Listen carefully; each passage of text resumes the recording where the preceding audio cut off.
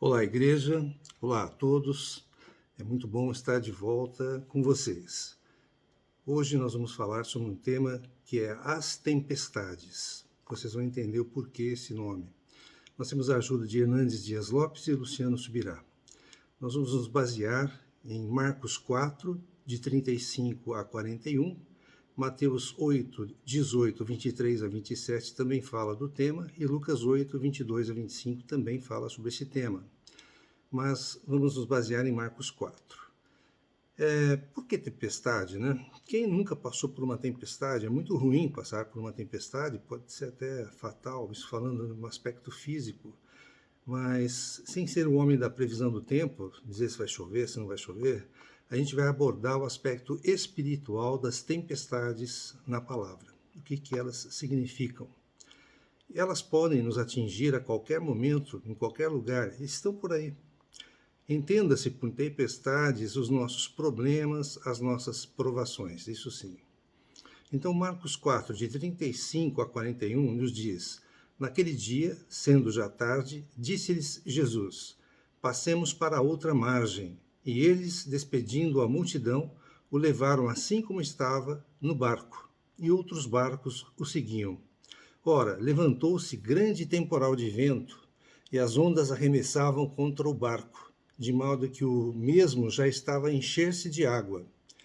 E Jesus estava na popa, na parte de trás, dormindo, sobre o travesseiro. Eles o despertaram, despertaram Jesus e lhe disseram: Mestre, não se importa que pereçamos?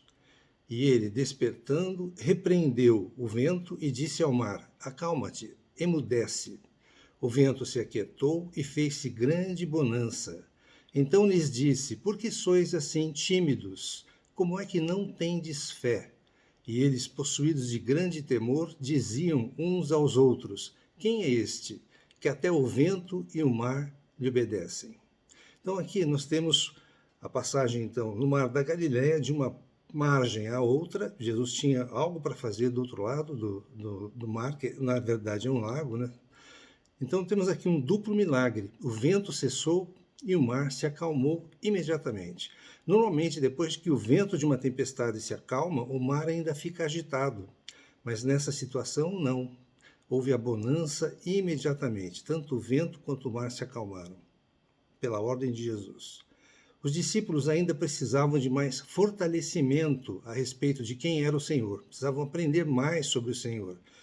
Tinham o privilégio, sim, de informações, vamos dizer, confidenciais, mais restritas a respeito dos mistérios do reino. Mas o processo de aprendizado era longo e era lento. Com relação ao que lemos, as tempestades da vida existem e são inevitáveis para todos. Todos vão sofrer problemas, provações. Chegam para todos sem exceção. É impossível viver sem enfrentar tempestades. Nenhum de nós passa incólume, ileso a estas tempestades. Se você está passando por uma tempestade nesse momento, não preocupe-se, porque você não é exceção, você não é o único. As tempestades, elas são inevitáveis e imprevisíveis na grande maioria das vezes. Você não está esperando e elas chegam. Por exemplo, como um acidente grave, um casamento que rui, que desmorona, uma descoberta de uma doença grave ou mesmo incurável, Você vai fazer um exame de rotina e descobre que está doente. Vamos localizar o que a passagem bíblica nos está falando. O Mar da Galileia, como eu já citei, não é um mar. Ele é um grande lago de água doce. Também é chamado de Mar de Tiberíades ou Lago de Genezaré. Tiberíades, Cafarnaum, Betsaida, Genezaré ficam às margens do Mar da Galileia. Cafarnaum foi onde viveu a maior parte do tempo Jesus. Tiberíades foi o nome dado por Herodes Antipas, o que matou João Batista, em homenagem ao imperador Tibério. O Mar da Galileia fica no norte de Israel. O principal afluente dele é o Rio Jordão. Então, o Rio Jordão passa pelo Mar da Galileia e prossegue e vai em direção ao Mar Morto. E lá a água não sai, fica no Mar Morto. Ele vem do Monte Hermon e de Cesareia de Filipe, ao norte de Israel. É o maior reservatório de águas doces do Oriente Médio. Localiza-se a 220 metros abaixo do nível do mar Mediterrâneo. É cercado por montanhas, do lado oriental as montanhas de Golã e do lado ocidental as montanhas da Galileia. No extremo norte de Israel está o Monte Hermon, o mais alto, com 2.814 metros de altura e quase sempre com neve no seu cimo, no seu cume. Por vezes, esse vento gelado que desce desse monte passa por entre essas montanhas, então se inicia uma repentina e perigosa tempestade de vento no Mar da Galileia. É o que muito provavelmente aconteceu nessa passagem da Bíblia. Os discípulos embarcam, está tudo tranquilo, né?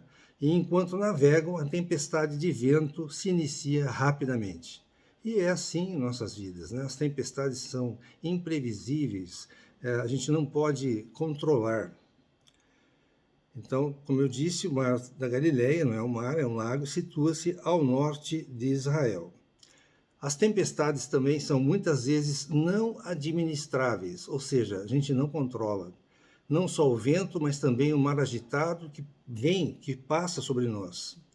Imagina assim que aqueles discípulos, eles tenham nascido naquela região, em volta daquele lago, tenham passado e superado diversas vezes tempestades, né? Eram experientes, mas nessa situação eles não conseguiam controlar o problema. As tempestades também nos ensinam, elas são pedagógicas. Elas podem até nos pegar de surpresa, mas não pegam Deus de surpresa. Elas podem até ser maiores do que as nossas forças, mas não podem embaraçar a Deus.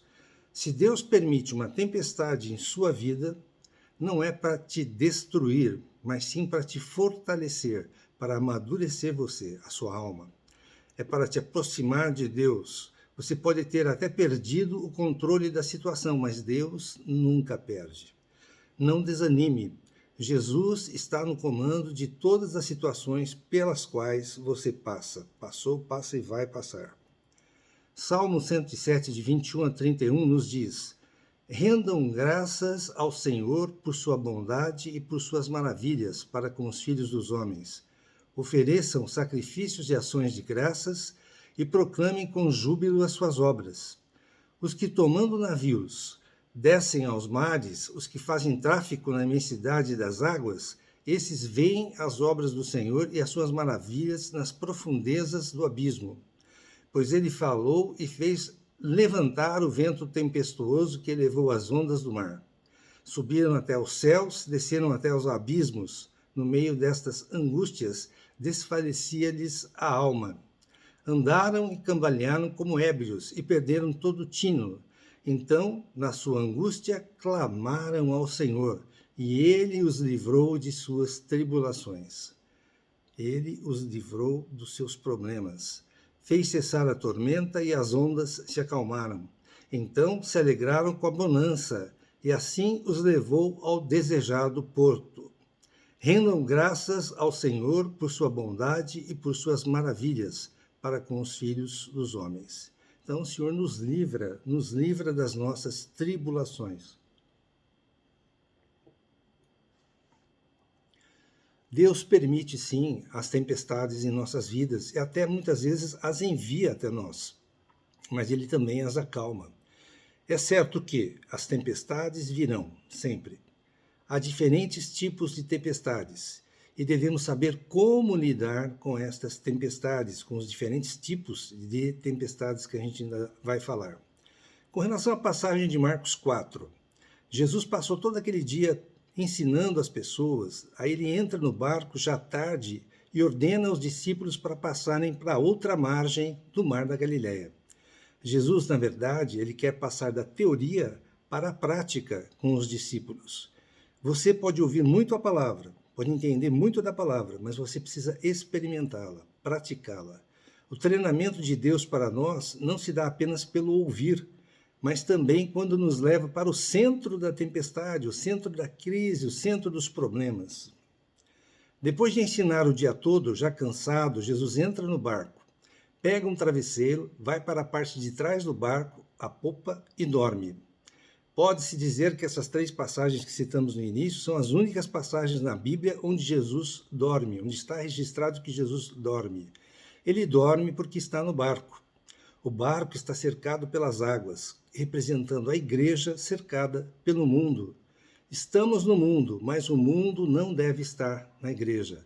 Na igreja, o Senhor pode repousar, é o lugar que ele encontra para repousar. De repente, o vento começa, as ondas do mar se agitam e batem no barco, que começa a encher-se de água.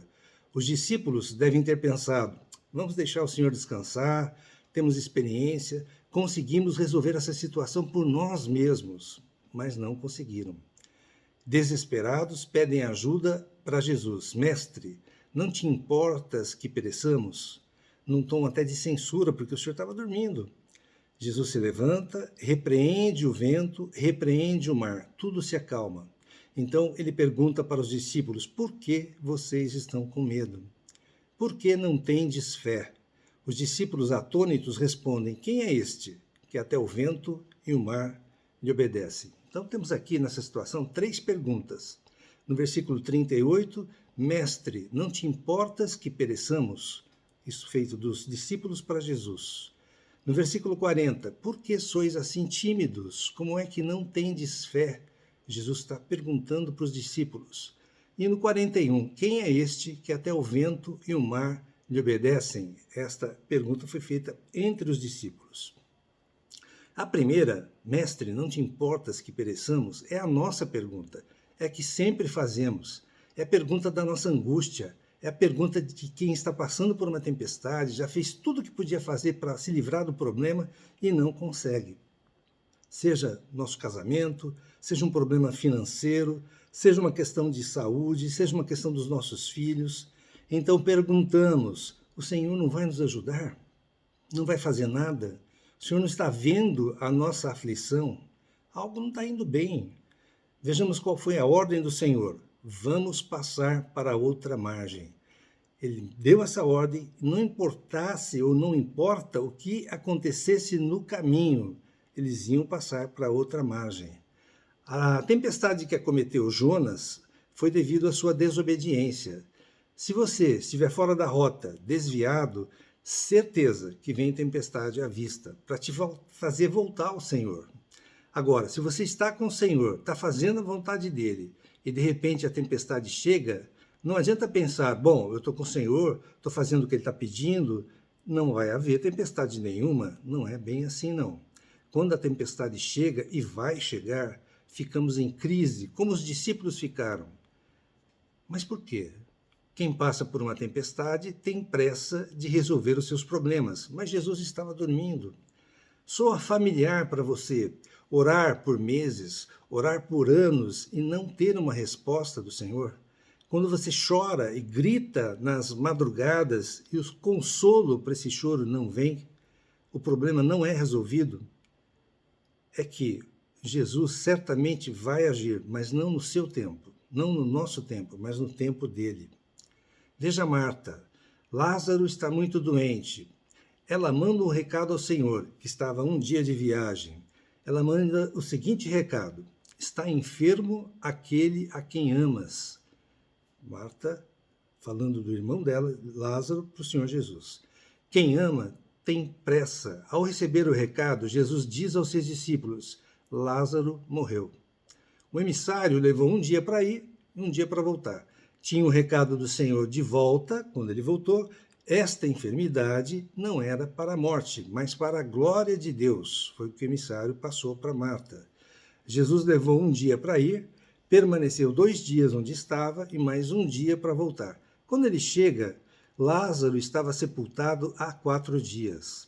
Havia uma crença entre os rabinos que o morto poderia ser ressuscitado até o 3º dia depois de morto. 4º dia, nem pensar. Somente Deus poderia fazer um milagre desses. Jesus fez questão de esperar até o 4º dia para que todos soubessem que ele não era apenas um grande homem, uma grande pessoa, mas sim o próprio Deus. Deus jamais se atrasa. Quando parece que o Senhor se atrasa, é que ele está preparando algo maior, melhor para a nossa vida. Não desanime. Jesus está no controle da situação. Como conciliar o desespero daqueles discípulos com o silêncio de Jesus? Quem está dormindo não está se comunicando. Muitas vezes, o silêncio de Jesus grita muito mais alto que o barulho das nossas situações adversas, dos nossos problemas. Outro exemplo, Jó, um homem mais piedoso, um homem rico, sofreu em todos os aspectos da sua vida. No seu maior desespero, sua mulher vira para ele e diz: ainda conservas a tua integridade? Amaldiçoas a Deus e morre. Os amigos, ao invés de consolá-lo, o criticam e o acusam. Estava no fundo do poço. Por que essa situação? Ele pergunta 16 vezes para o Senhor por quê. Fez 34 queixas aos céus do que estava passando. Como resposta, teve o total silêncio. Mas no coração de Jó permanecia a certeza de que o meu Redentor vive e ele me levantará e vai me tirar dessa situação. Deus rompe o seu silêncio e se revela para ele. Jó conhecia o Senhor só de ouvir, mas agora ele o vê. Nenhum dos planos do Senhor pode ser frustrado. Então ele restaura tudo que Jó perdeu, restaura em dobro tudo que Jó perdeu, sua saúde, sua família, seus bens. O último estado de Jó foi melhor do que o primeiro. São os planos de Deus, são os caminhos de Deus para nós. Quando Deus aparentar estar em silêncio com você, não é porque ele te esqueceu, não, mas é porque está preparando algo grandioso para você, para a sua vida. Não desanime, Jesus está no controle. Jesus desperta, na passagem de Marcos 4, e repreende o vento e o mar. Aí vem a pergunta, por que o medo e a falta de fé?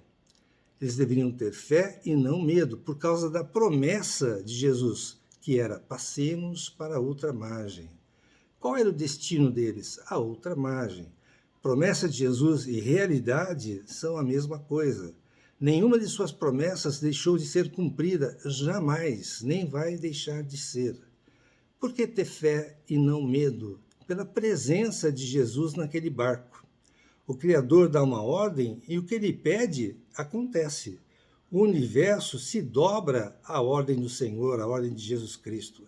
Se ele está na nossa presença, não devemos ter medo, mas sim fé. Por que ter fé e não medo? Pela paz de Jesus. Ele dormia. É claro que o Senhor sabia que a tempestade viria. Então por que ele dormia? Porque ele sabia que estava tudo sob controle. Paz não é ausência de tempestade, de problemas. Paz significa que, apesar da tempestade, apesar dos problemas, tudo está sob controle. Não nosso controle, mas sob controle do Senhor. Perdemos o controle do barco, ele está à deriva, mas Jesus está no controle da situação. Não tenha medo, tenha fé. Por que ter fé e não medo? Pelo poder de Jesus. Jesus demonstra poder sobre as leis da natureza, o que nos leva a acreditar em milagres. O universo foi criado e estabelecido com as suas próprias leis. Leis que regem o universo, mas quem criou o universo está acima e além dessas leis. Aquilo que não é natural e acontece por uma ação direta do Criador é sim um milagre. O vento e o mar obedecem à sua voz, que está além das leis da natureza, ou seja, um milagre. Em Marcos 5, de 1 a 20, Jesus desembarca na terra dos Gerasenos, do outro lado do lago, da Galileia. Depois da noite tempestuosa, ali era Decápolis, local de 10 cidades dos gentios, no lado oriental do mar da Galileia.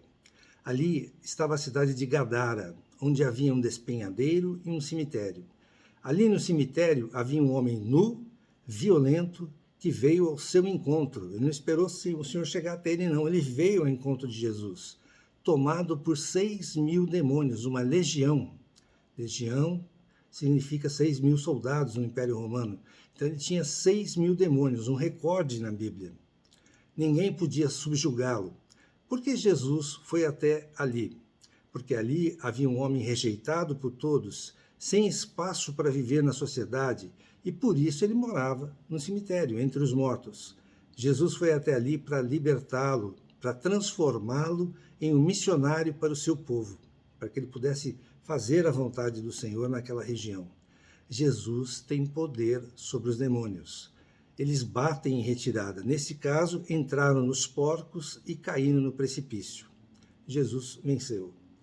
Temos ainda neste capítulo 5 de Marcos, em 24 a 34, a cura de uma mulher que havia 12 anos que sofria de hemorragia. Ela só queria tocar as vestes de Jesus para ser curada. Ela toca as vestes de Jesus e é curada.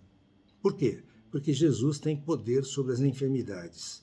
Jesus tem poder sobre o maligno, sobre os demônios. Jesus tem poder sobre as doenças. Em seguida, vai para a casa de Jairo. A filha de Jairo está morta. Marcos 5, de 35 a 43. O Senhor pede, não temas, crê somente. Toma a garota pela mão, que tinha 12 anos, e diz, Talitá cumi, que quer dizer, menina, eu te mando, levanta-te. Imediatamente ela se levantou e passou a andar. Ela ressuscitou. Por quê? Porque Jesus tem poder sobre a morte. Jesus tem poder sobre o maligno, sobre as doenças e sobre a morte. Você não precisa ter medo, você precisa ter fé. Imaginem, né? Depois de toda a confusão do barco, da tempestade, os discípulos se olham e perguntam, quem é este que até o vento e o mar lhe obedecem? Essa tempestade veio exatamente para isso, revelar aos discípulos quão grande, poderoso e maravilhoso era Jesus. Jesus é quem sustenta todas as coisas pela palavra do seu poder.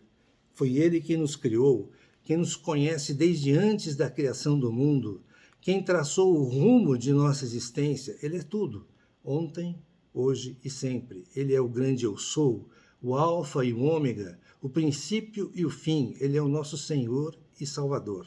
Não tenha medo, tenha fé. As tempestades em nossas vidas vêm de duas maneiras. Para nos corrigir, nunca para destruir, para nos corrigir e para nos fortalecer, mesmo quando fazemos a vontade do Senhor, elas podem surgir. Porque estou passando por este problema e ele não é resolvido. A espera pela solução pelo Senhor é muito angustiante, talvez até mais do que a própria resolução do problema. Quando estamos em dificuldades, o Senhor sempre vem, mas no tempo dele. Muitas vezes ele vem na hora em que não temos nem mais esperança. Mas as tempestades virão com certeza, sim, para todos nós. É uma questão de tempo.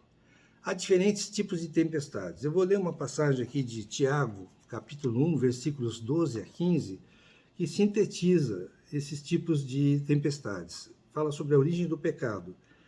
No versículo 12, bem-aventurado o homem que suporta com perseverança a provação, porque depois de ter sido aprovado, receberá a coroa da vida, a qual o Senhor prometeu aos que o amam. Então aqui é uma tempestade que vem do Senhor. Continuando, ninguém ao ser tentado diga, sou tentado por Deus, porque Deus não pode ser tentado pelo mal e ele mesmo a ninguém tenta, ou seja, a tentação já vem do inimigo. Versículo 14, ao contrário, cada um é tentado pela sua própria cobiça, quando esta o atrai e seduz.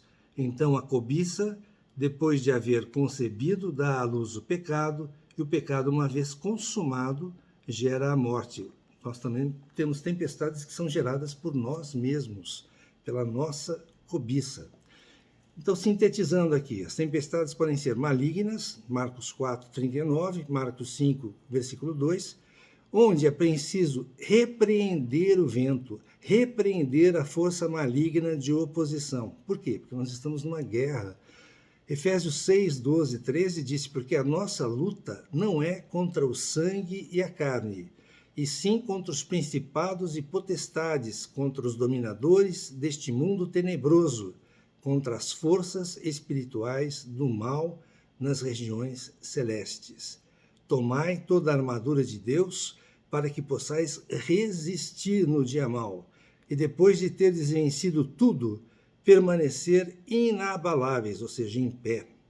Então não lutamos contra carne e sangue, contra homens, contra pessoas, mas lutamos contra as forças malignas, espirituais do mal nas regiões celestes. Tiago 4,7 nos diz, sujeitai-vos, portanto, a Deus, mas resisti ao diabo, e ele fugirá de vós. Precisamos sim resistir ao diabo. Nos foi dada a autoridade para isso, em nome de Jesus.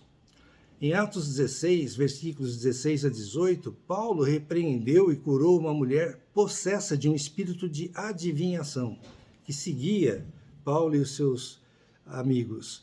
Não foi a mulher a ser repreendida, mas o que estava por trás dela, o espírito maligno. Outro tipo de tempestade, além da maligna, tem as naturais. Mateus 14, 22 a 33, quando Jesus anda sobre o mar. Ele deixou os discípulos irem, atravessando o mar da Galileia, e ele vai depois sobre as águas até chegar no barco. Os discípulos foram obrigados, porque Jesus compeliu-os, obrigou-os a entrar no barco. Eles sabiam que iam enfrentar uma tempestade, era só ver as nuvens espessas, carregadas, eles sabiam e não queriam entrar, porque ninguém entra num barco para passar por uma tempestade. Não queriam ir. A primeira reação foi de medo, de pavor, ao ver o Senhor Jesus sobre as águas, caminhando até eles na quarta vigília da noite. O que é a quarta vigília da noite? A primeira das 18 horas às 21 horas. A segunda vigília das 21 às 24. A terceira das 24 às 3 da manhã. A quarta das 3 da manhã às 6 da manhã, que foi quando Jesus chegou até eles. Então os discípulos ficaram pelo menos entre 6 e 9 horas remando contra a tempestade, um vento contrário, sem sair praticamente do lugar. Jesus diz: tende bom ânimo, sou eu, não temais. Tenha ânimo, tenha fé, não temas. Pedro diz para Jesus: se és tu, Senhor, manda-me ir ter contigo por sobre as águas. O Senhor disse: vem, Pedro, anda sobre as águas. Pedro foi andando sobre as águas ter com Jesus. Para alguns seria até um aspecto de andar sobre a palavra hoje. Mas reparando na força do vento, na força das ondas, nas circunstâncias, nos problemas, quando ele olhou para isso, ele começou a afundar. E disse: salva-me, Senhor. Jesus toma a sua mão e diz: homem de pequena fé, por que duvidaste? Por que não olhou para mim ao invés de olhar para as circunstâncias? Por que nós não olhamos para o Senhor quando temos os nossos problemas? Voltaram ambos para o barco. Pedro foi e voltou andando sobre as águas, e foi o único a ter coragem de tentar isso. Cessou então o vento, aí os discípulos disseram: verdadeiramente és filho de Deus. Você também pode caminhar sobre as águas. Enquanto Pedro acreditou, ele andou sobre as águas. Quando duvidou, quando focou nas adversidades, nos problemas, começou a afundar. O importante é que, quando ele precisou, o Senhor estava lá para ajudá-lo. Quando nós precisamos, o Senhor nos estende a mão. Não foque nos seus problemas, olhe para o Senhor. Fé e bom ânimo é o que precisamos nesta hora. Outro tipo de tempestade são as que vêm de Deus. Jonas 1, versículo 4, diz assim: mas o Senhor lançou sobre o mar um forte vento e fez-se no mar uma grande tempestade, e o navio estava a ponto de se despedaçar. Jonas estava fugindo do plano de Deus, da vontade de Deus. Ele estava desobedecendo a ordem de Deus de salvar Nínive. Ele não queria ir lá. Quando Jonas foi lançado na água pelas outras pessoas do barco, porque o barco ia afundar, descobrindo que Jonas era o problema, jogaram Jonas na água. O mar imediatamente se acalmou. Esse tipo de tempestade só surge quando alguém vai contra o propósito, contra a vontade de Deus. Então é importante saber a origem da tempestade, a raiz do problema, para melhor lidar com elas. Certamente, se formos desobedientes, como Jonas foi, vai vir tempestade. Então, se forem malignas, repreensão e resistência em nome do Senhor. Se forem naturais, fé e bom ânimo. Se forem oriundas de Deus, obedecer. Sujeição. É necessário, sim, arrependimento. Então, precisamos da atitude correta para escapar das tempestades. Olhe sempre para Jesus, nunca para as circunstâncias. Não fique focando nos problemas. Olhe para o Senhor. Tenha bom ânimo, pois o Senhor está conosco todos os dias. Ele prometeu isso até o final dos tempos. Estará conosco todos os dias das nossas vidas. A tempestade não dura a vida inteira. Depois da tempestade vem a bonança.